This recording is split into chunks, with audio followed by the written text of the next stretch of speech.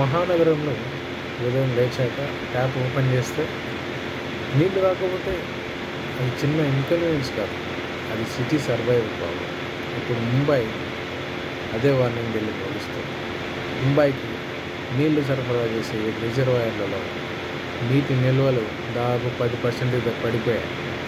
కొన్ని రిపోర్ట్స్ ప్రకారం నగరానికి సుమారు 40 రోజులు నీళ్లు మాత్రమే మిగిలి ఉన్నాయని అధికారులు చెప్తున్నారు.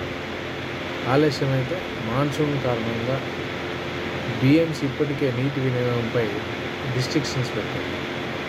కన్స్ట్రక్షన్ సైట్స్ కానీ, స్విమ్మింగ్ పూల్స్, నీటి సరఫరా ఆఫీసులు, కమర్షియల్ ఇండస్ట్రియల్ యూజర్స్కి మొత్తం రూల్స్ పెట్టడం, కట్ చేయడం వాటర్ చేసేది. కానీ మెయిన్ ప్రాబ్లం ఏంటంటే ప్రతి సంవత్సరం వర్షాలు వస్తున్నాయి, కానీ సిటీస్కి ఎందుకు నీటి కోసం భయపడాలి? అసలు నీటి వల్ల అసలు వాట్స్ హ్యాపెనింగ్ ప్రాబ్లం రెయిన్ఫాల్ వల్ల రెయిన్ రావట్లేదు, మాన్సూన్ రావట్లేదు, ఇది కాదు ప్రాబ్లం. ఓకేనా? ప్రాబ్లం ఏంటంటే మెయిన్ సిటీస్లో ప్లానింగ్ లేదు, కన్స్ట్రక్షన్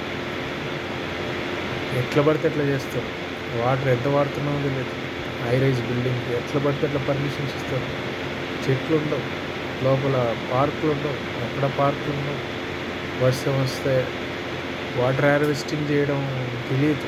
అసలు వాటర్ హార్వెస్టింగ్ అనేది కాన్సెప్ట్ కొన్ని సిటీస్లో ఎక్కడా లేదు. ఎవరో కొంతమంది బాగా చదువుకున్న వాళ్ళు, మంచి ప్లేస్ ఉన్న వాళ్ళు కొంచెం బుర్ర పెట్టి అది చేస్తారు కాబట్టి, హార్వెస్టింగ్ ఇంట్లో చేసుకుంటారు కాబట్టి వాళ్ళకి వాళ్ళు ఏదైనా చెప్తే కనుక అబ్బా పీకేఆర్లు ఏవో పెద్ద మనుషులు అన్నట్లు వాళ్ళని చూస్తారు. సో ప్రాబ్లం ఏంటంటే మనం ప్రాబ్లమ్స్ అన్నీ కొని తెచ్చుకోవడం, డిసిప్లిన్ లేకపోవడం. ఇప్పుడు ఏమనుకుంటున్నారు, న్యూస్లో వస్తుంది ముంబై కదా, అదేమ్మా మాకు అసలు ఏ ప్రాబ్లం లేదనుకుంటున్నారు. ఎందుకు ప్రాబ్లం లేదు? ఎంతమంది ట్యాంకర్ల మీద డిపెండ్ అవుతున్నారు?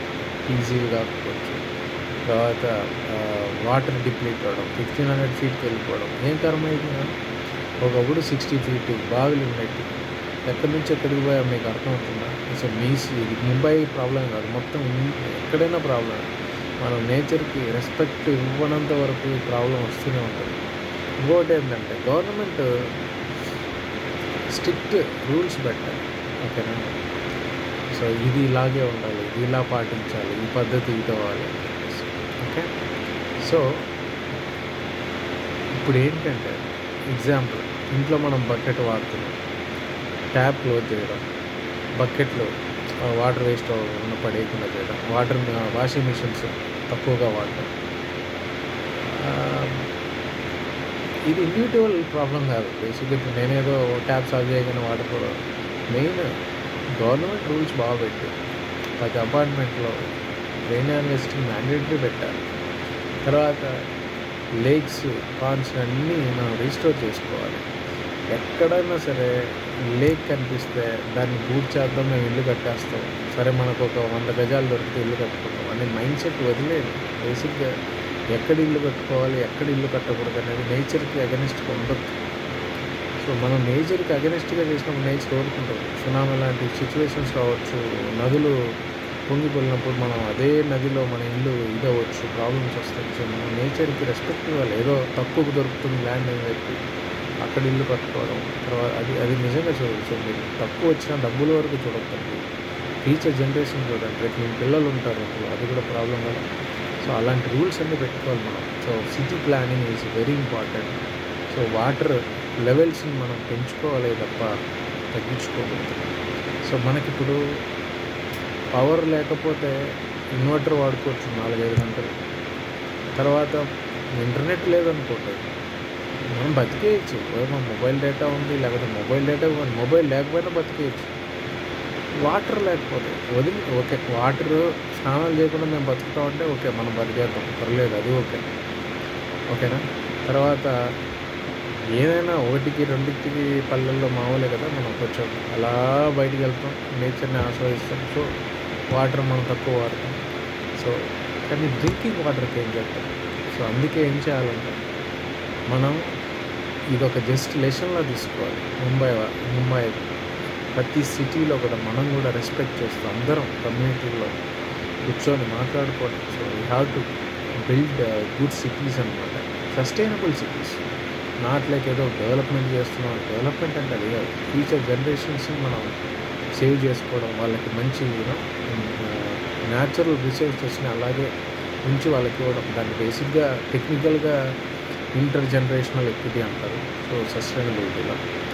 సో కాబట్టి టయానికి వాటర్ ఇప్పుడు మాన్సూన్ వచ్చినప్పుడు రెయినీ సీజన్లో మనం కొంచెం వాటర్ని హార్వెస్టింగ్ రూపంలో స్టోర్ చేసుకోవడం, వాటర్ హార్వెస్టింగ్ ద్వారా ఒక గ్రౌండ్ వాటర్ లెవెల్ టచ్ చేసుకోవాలి. ఓకేనా? సో నీళ్ళు అన్లిమిటెడ్ రిసోర్స్ కాదు. రెయినీ సీజన్లో ఫ్లడ్, సమ్మర్లో వాటర్ కట్, ఇది న్యాచురల్ డిజాస్టర్ కాదు, ప్లానింగ్ ఫెయిల్యూర్. సో మీ సిటీలో కూడా వాటర్ ప్రాబ్లం ఉంటే మీ ఏరియాలో కూడా ట్యాప్స్ లో నీళ్ళు రావడం, తర్వాత డైలీ రాకపోవడం అదొక ప్రాబ్లం. ట్యాప్స్లో కూడా 4-5 రోజులు రావడం, లేకపోతే ట్యాంకర్ మీద డిపెండ్ అవ్వడం. సో అలాంటి సిచ్యువేషన్స్ ఉంటే కమెంట్లో చెప్పండి. So just share with people also, not this video, and I'm talking about the subject. So you also create a video and అందరికీ షేర్ చేయండి.